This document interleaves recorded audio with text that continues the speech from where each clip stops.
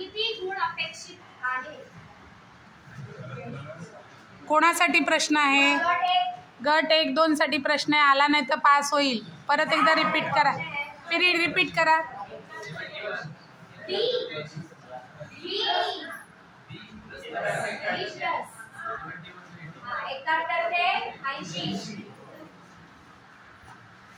दुसऱ्या गटाला प्रश्न आहे, पहिल्या क्षेत्रात एकूण किती मानके आहेत?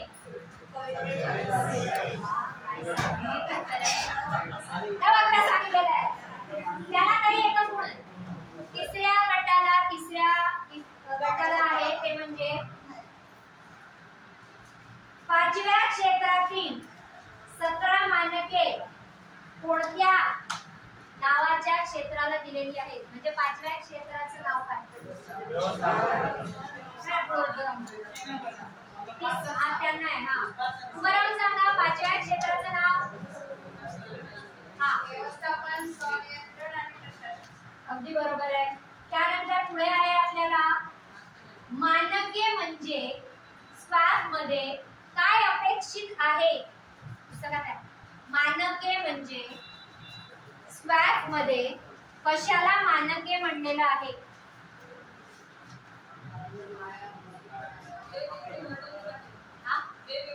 वर्णन विधाने किंवा क्षेत्राचं विशिष्ट वर्णन करणारी विधाने. बरोबर, यांना दिल्यात, यांना आपण बोलूया.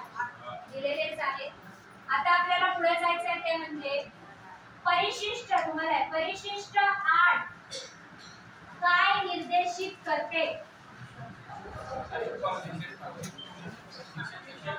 बरोबर आहे, शिक्षक पालक संघ. तुम्हाला आहे परिशिष्ट 2 मध्ये कशाचा विचार विमर्श केलेला आहे?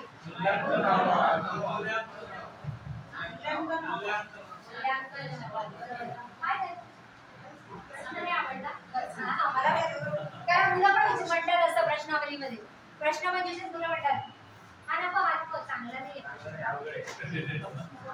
आता परिशिष्टावर चाललंय तर शालेय सुरक्षिततेबाबतची प्रतिज्ञा कोणत्या परिशिष्टामध्ये समाविष्ट केलेली आहे? 7 मध्ये. बरोबर आहे. परिशिष्ट 5 काय निर्देशित करते? सखी सावित्री समिती किंवा महिला सुरक्षितता किंवा महिला नाही म्हणतात शालेय सुरक्षा सगळ्या महिला सुरक्षितता. पण त्याच्यामध्ये मुलांवर होणाऱ्या लैंगिक अत्याचाराबाबत सुद्धा करायचं सती सावित्री मध्ये. बरोबर आहे.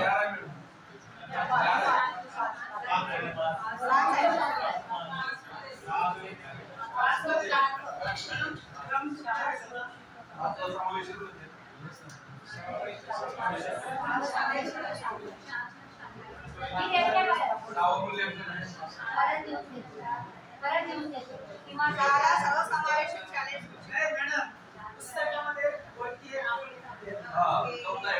अच्छा पुस्तकामध्ये पीपीटी मध्ये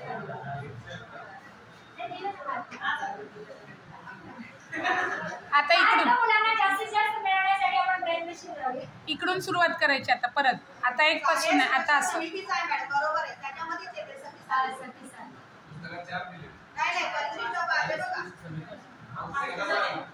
क्षेत्र आणि परिशिष्ट मध्ये फरक आहे.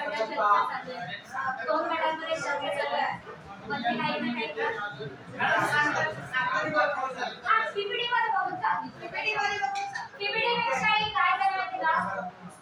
पुस्तकामध्ये 30 वैशिष्ट्याची मी सांगितली.